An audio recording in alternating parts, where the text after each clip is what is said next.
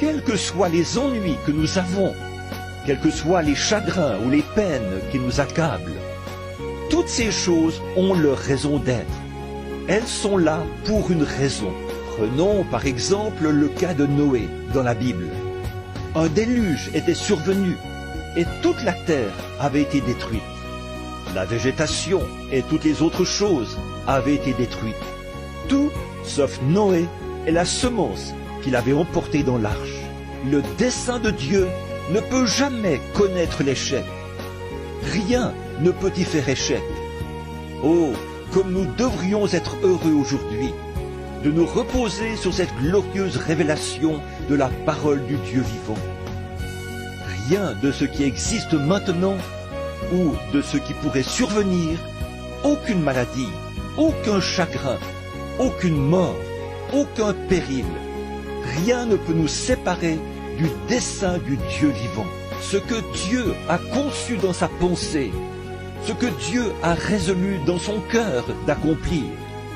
Aucun démon, aucune puissance, rien ne pourra jamais disjoindre ce grand plan immortel, le plan éternel de Dieu.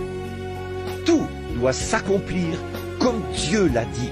Alors, nous voyons que dans les jours où le monde entier allait être détruit par le déluge, Dieu avait fait des préparatifs. Des préparatifs dans quel but?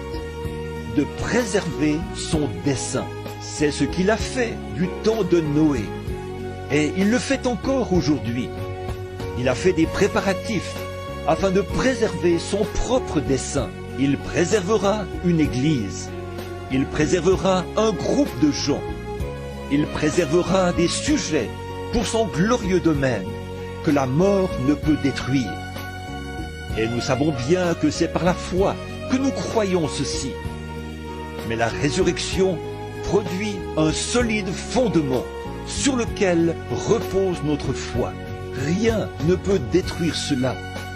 Comme l'a écrit une fois le poète, « Oh, quel avant-goût de la gloire divine, héritier du salut, acquis par Dieu, né de son esprit, lavé dans son sang. » Quelle assurance! Sur ce roc solide, la résurrection de notre amoureux béni, le Seigneur Jésus. Rien ne peut détruire cela. Cela a été planté, c'est la semence de Dieu. Le but de Dieu, c'est de nous donner le Saint-Esprit béni. Le but de Dieu, c'est de nous montrer des signes, des prodiges et des miracles. C'est le but de Dieu, et rien ne peut le détruire. Toutes les puissances de l'enfer auront beau s'engager à fond à combattre ce but, il prévaudra quand même. Nous avons la promesse éternelle de Dieu. On aura peut-être des enseignants, on aura peut-être des ismes, on aura peut-être de grands programmes, on aura peut-être des choses donnant l'impression que ce but sera détruit. Mais il ne pourra jamais être détruit. Le but de Dieu, c'est de veiller à ce que ce but prévale.